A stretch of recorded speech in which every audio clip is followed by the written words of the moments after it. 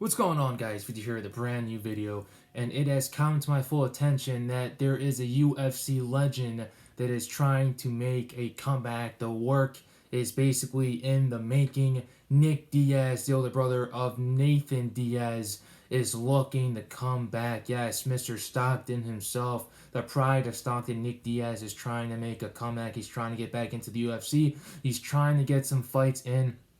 He's still at a very good age where he can be able to fight. He is 37 years old with a 26-9 record. Still a very, very good record in his mixed martial arts career. He hasn't fought in a while, though. That is the problem. Last time he fought was in 2015 against another UFC legend, one of the best middleweight division champions of all time within the organization, Anderson Silva. That fight had to be turned into a no contest because Diaz had some marijuana in his system, and Anderson Silva got popped for some PEDs. So obviously, both guys were deemed incomprehensible to be determined a winner because of those two factors in that fight, which is absolute BS. Because marijuana doesn't really do anything in your system, doesn't really give you an advantage or a disadvantage. It just, you're the same no matter what. Anderson Silva, I was surprised when I saw that, but it was a very, very entertaining fight, and it was a fight that the masses flocked to at the first sight. Obviously, Nick Diaz is one of the most known fighters in the history of mixed martial arts. He's the one that started this brash attitude. I don't give a F about this. I don't give an F about that. Stockton mother effer. That's all Nick Diaz. Before you had Chael Sonnen talking this trash, before you had Nate Diaz talking this trash, Conor McGregor talking this trash, Sean O'Malley talking this trash, it was Nick Diaz, the man, the legend himself from California. He doesn't only represent all of Stockton, he represents all of California. He loves his native California. He loves his native Stockton. He's going to rep it to the day that he dies, and he's trying to make a comeback. And when we talk about that comeback, we got to talk about individuals that he can be able to fight. There was rumors that he was going to fight Khamzat Chimaev, but his manager's already shut that down, saying that Khamzat Chimaev is not worthy of fighting the likes of a legend such as Nick Diaz. It does make a lot of sense as well. Khamzat Chimaev has only had about 3 fights in the UFC against not really well-known opponents, except from Jaron Mearshot, who is a very good, exceptional mixed martial artist in his own right. But like I said, I wouldn't really like that fight either way because I believe that Khamzat Chimaev wins that fight 10 out of 10 times because of him being the younger fighter. He's about 10 years younger at 27 years old from Nick Diaz, who is 37. So obviously age is going to be on his side, the power and the speed. Everything else is going to be on Khamzat Chimaev's side. So he's not the right opponent. A lot of people have been talking about Kamaru Usman. Kamaru Usman is not the right guy. I would not pay money to see that fight happen against Kamaru Usman because Nick Diaz will not stand a chance. We need interesting matchups for Nick Diaz. Matchups that he can be able to compete in competitively, not go in there, get blown out, and say goodbye to Nick Diaz for the rest of his MMA career. No, we need someone who has the same style, who likes to stand up, who likes to stand and beg, who likes to talk trash, who's from the streets, just like Nick Diaz. There's only... I'm sorry, everybody. That is my equipment ended up malfunctioning a little bit. I got to prop on my iPad on top of all these different things. But, like I said, when I talk about certain individuals that can be able to fight Nick Diaz, there's only one individual that comes to mind, and to be honest, you guys are most likely going to agree with me when it comes to this next individual that I'm going to talk about, and his name, well, he just previously lost, and he was fighting for the UFC welterweight championship of the world against Kamaru Usman, and lost the second round via KO, a brutal KO, and he's going to look to get back in there and get another W. This man is Jorge Gamebred Masvidal with a 35-15 record, 29-6 record. Both these guys have been through the ringer and back. Both these guys have fought in the who's who of the welterweight division. Obviously, Nick Diaz coming back into this welterweight division class is going to be very interesting because these are all brand new names.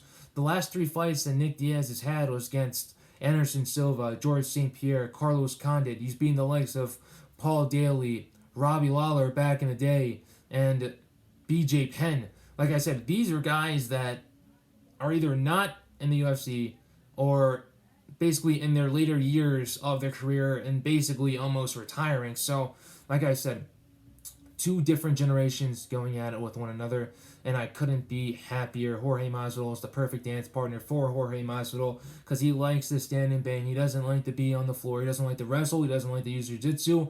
He likes to stand and bang. He's from the streets. He used to be part of the backyard fight club that Kimbo Slice, the late great Kimbo Slice, used to have in multiple backyards in Miami. And these were on the rough parts of Miami. Like I said, both these individuals are very like one another. Both of them are Hispanic. Both of them grew up in very harsh realities, very harsh neighborhoods. Both these two basically grew up without father figures. And both these guys had to go through the ringer and back just in order to survive life and to be who they are. Nick Diaz left high school and he wanted to be himself. He didn't want to follow the rules of anyone else. He wanted to be himself, and he wanted to continue to basically keep climbing the ladder to his own future. And a lot of people didn't really believe in him until he ended up getting all these different organizations. He got in the Strikeforce, got in the UFC. He fought for the UFC Welterweight Championship of the World against George St. Pierre. Came up short, but still, people still love Nick Diaz. People love Jorge Gamebrand Masvidal. And Masvidal is going to want a win. He already fought his younger brother, Nate Diaz, basically destroyed him. But will he destroy Nick Diaz? Like I said, both these guys like to stand and bang. There's going to be no wrestling. There's going to be no jiu-jitsu. If there's going to be jiu-jitsu, it's going to be on the side of Nick Diaz because he has a black belt in Brazilian jiu-jitsu. He does like to go to the floor. But when he is invited to stand and bang, such as his one of his former opponents, Paul Daly, he's not going to go down to the floor. He's going to stand and bang until someone gets knocked out, until someone is slept, until someone is, I'm going to say this right now, face down, ass up. That's Nick Diaz. That's the way that he likes to fight. He likes to put guys face down, ass up, and so does Jorge Gamebred Masvidal. Stockton versus Miami Part 2. The older brother versus the opponent that beat the younger brother, Jorge Gamebred Masvidal.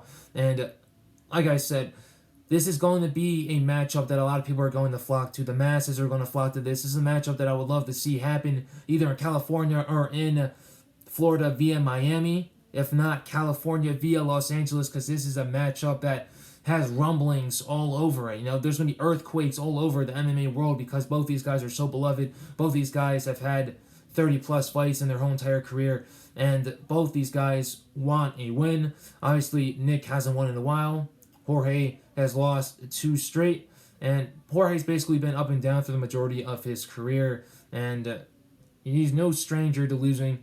Nick Diaz is no stranger to losing, and both these guys aren't going to back up at all. Nick Diaz, if you've seen in his social media via his Instagram, he looks shredded. He looks like he's in great shape. He's working out nonstop.